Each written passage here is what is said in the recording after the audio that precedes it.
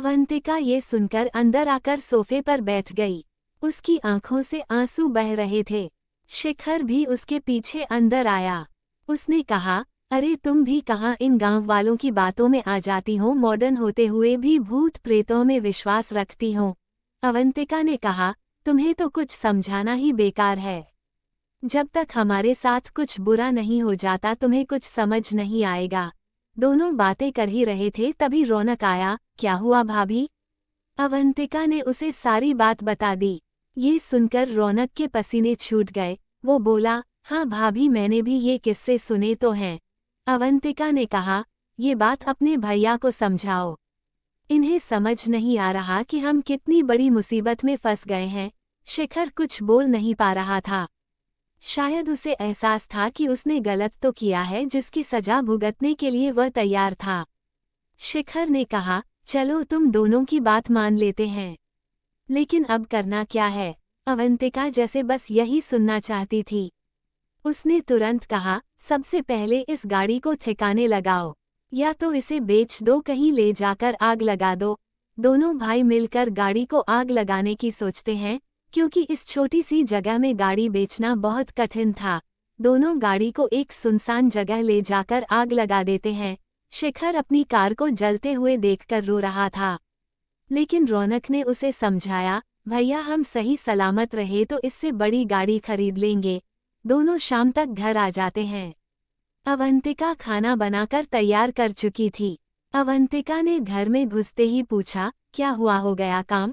शिखर बिना कुछ बोले सोफे पर बैठ गया। रौनक ने भाभी को समझा दिया। अवंतिक बोली, चलो मैंने खाना बना लिया है, आप लोग फ्रेश होकर आ जाओ। शिखर बोला, मेरा कुछ खाने का मन नहीं है।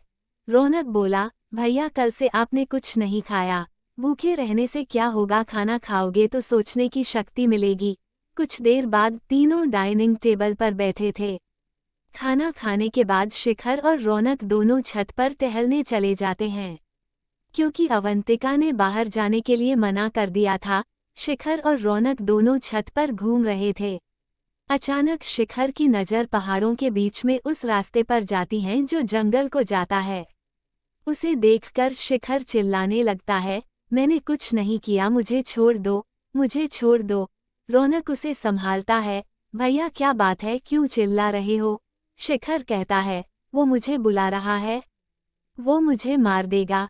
रौनक उस ओर देखता है, भैया वहाँ कोई नहीं है, आपको वहम हो रहा है। लेकिन शिखर बार बार चिल्ला रहा था। उनकी आवाज़ सुनकर अवंतिका भी ऊपर आ जाती है। अवंतिका को देखकर शिखर जोर से चिल्लाने लगता है, अवंतिका तुम्हें पता है न, मैंने जानबूझकर कुछ नहीं किया, इन्हें रोक लो, ये मुझे लेने आए हैं।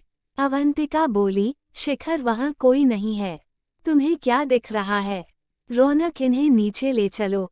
रौनक किसी तरह शिखर को नीचे लेकर आता है, उसे सोफे पर बिठा देता है।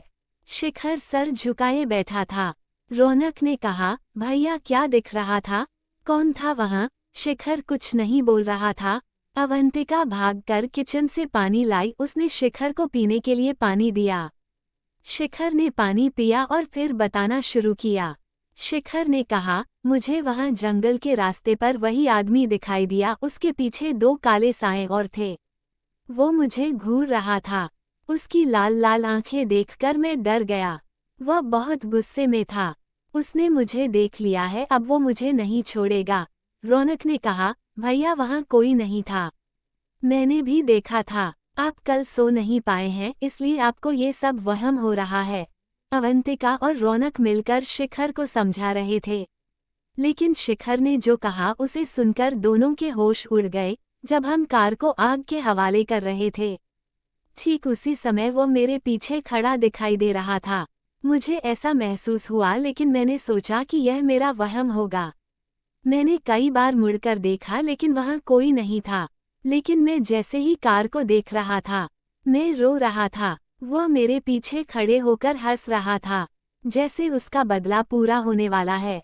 रौनक ने शिखर को कहा, लेकिन भैया मैं भी तो आपके साथ खड़ा था, मुझे तो कुछ भी महसूस नहीं हुआ। शिखर ने कहा, तुम इस सब में शामिल नहीं थे, गुनाह मुझसे हुआ है। सजा मुझे मिलेगी। रौनक तुम एक काम करो, अपनी भाभी को लेकर मुंबई चले जाओ। मेरे साथ जो होगा मैं सह लूंगा। ये सुनकर अवंतिका रोने लगी। उसे रोता देखकर रौनक ने कहा, भैया हम आपको इस मुसीबत में छोड़कर कहीं नहीं जा रहे हैं, जो भी होगा हम सब मिलकर उसका सामना करेंगे। मैं कल माली काका से मिलकर इस समस्या का हल ढूंढने की कोशिश करता हूँ। शेष आगे।